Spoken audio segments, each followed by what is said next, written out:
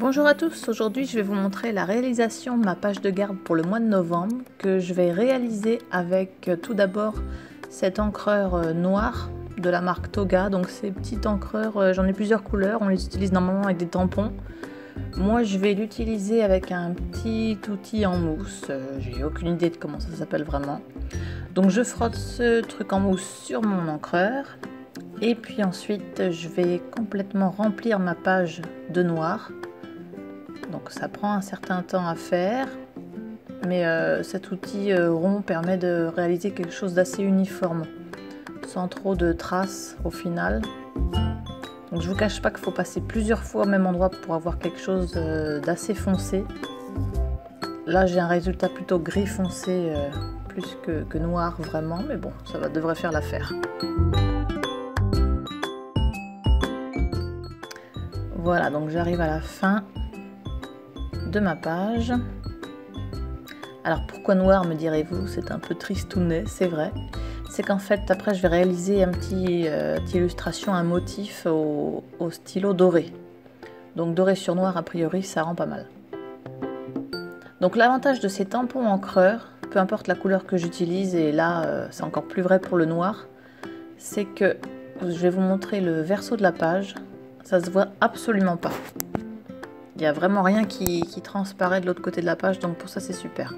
Alors le stylo doré que j'utilise, c'est un stylo de la marque Uniball, Signo, le stylo Signo, pardon.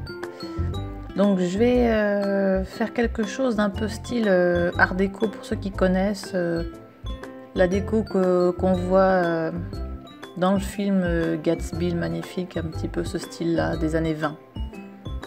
Donc quelque chose de très géométrique. Donc en fait le problème que j'ai eu à faire un fond noir, c'est que du coup pour tracer quelque chose par-dessus, tracer la trame au crayon de bois sur un fond noir, ça rend pas grand chose. Donc ce que j'ai fait, c'est que j'ai tracé mon motif géométrique sur une autre feuille que j'ai ensuite positionné sur ma page de mon bullet journal, et puis j'ai repassé avec un crayon de bois, un critérium, un porte-mine, là on appelle ça de différentes façons. J'ai retracé par-dessus assez fort, ce qui fait que ça m'a laissé une marque en dessous sur le papier de mon bullet journal. Donc là, ce que vous me voyez faire, c'est que je repasse par-dessus les marques laissées.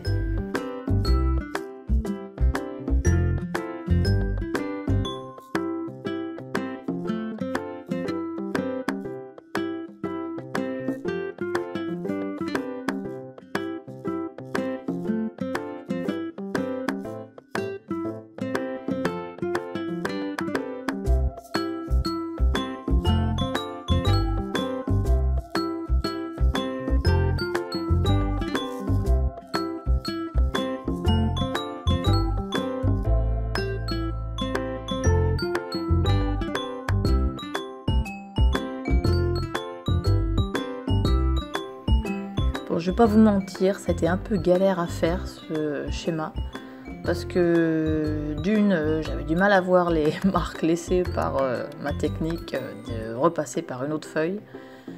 Donc les marques, on les voit un peu, mais franchement c'était un peu galère pour repasser par-dessus. Et puis deuxième problème que j'ai eu, c'est que ce stylo Signo de la marque Uniball, il bave un peu. Alors je sais pas si c'est dû au fait que j'écrivais par-dessus un fond sur lequel j'avais déjà appliqué du tampon, enfin de l'encreur, la noire. Mais j'ai fait pas mal de bavures avec ma règle là. Donc je vais essayer de les corriger après, mais bon, un peu galère quoi. Je vous cache pas la réalité du truc. Mais bon, vous allez bien voir le résultat final, vous me direz dans les commentaires si ça vous plaît quand même.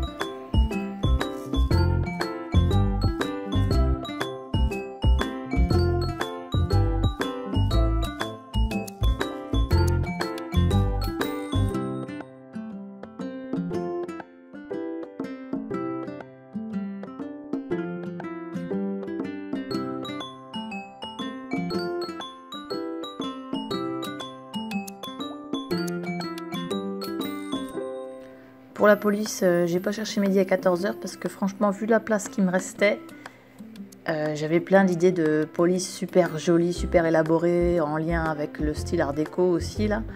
Mais franchement, j'avais ni le temps ni la place de me lancer là-dedans, donc j'ai opté pour quelque chose de vachement plus simple.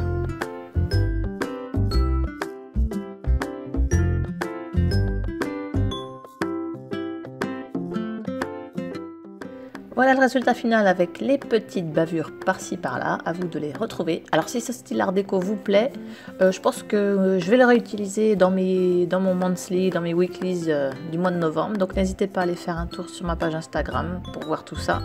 Et en attendant, je vous dis à très bientôt. Bye bye!